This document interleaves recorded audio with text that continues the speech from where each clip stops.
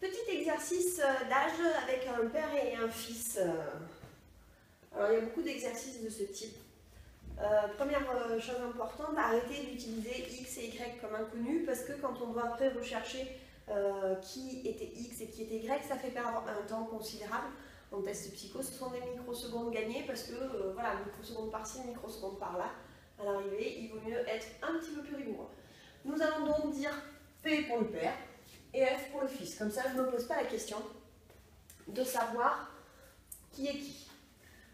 Qu'est-ce qu'on nous dit sur la première ligne? On nous dit qu'un père et son fils ont à eux deux 44 ans.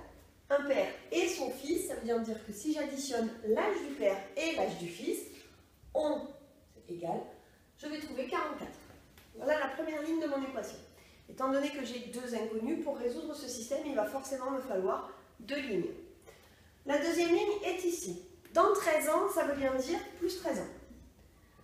Dans 13 ans, l'âge du père sera augmenté de 13 ans, l'âge du fils sera aussi augmenté de 13 ans.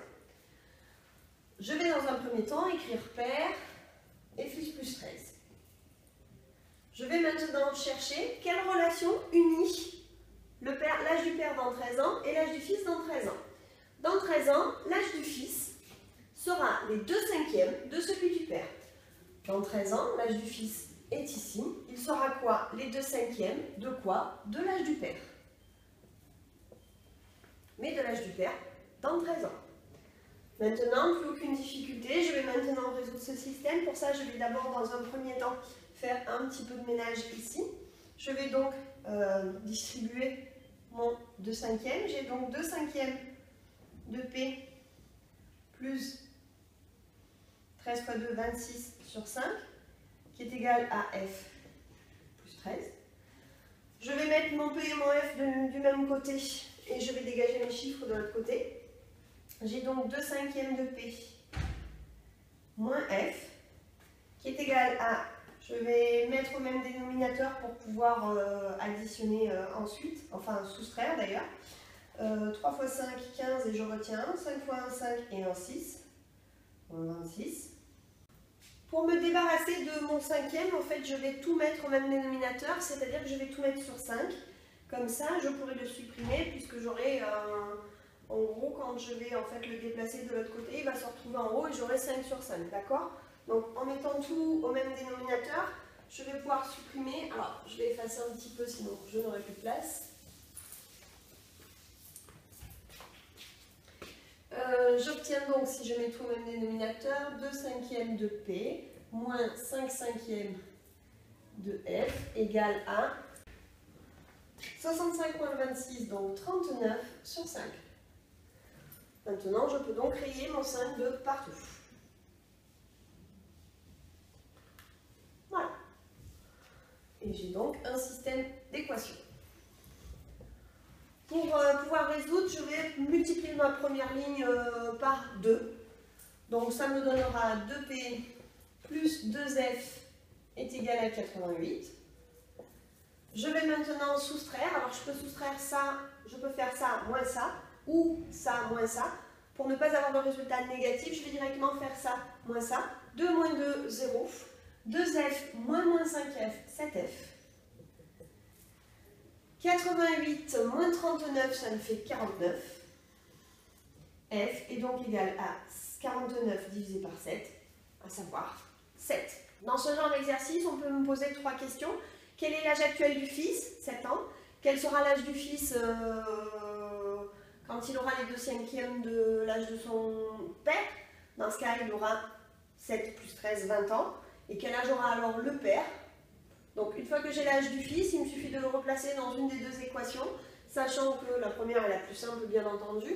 Le père a 7 ans, a 44 moins 7, donc 37 ans. Dans 13 ans, il aura 50 ans. Voilà pour ce genre d'exercice.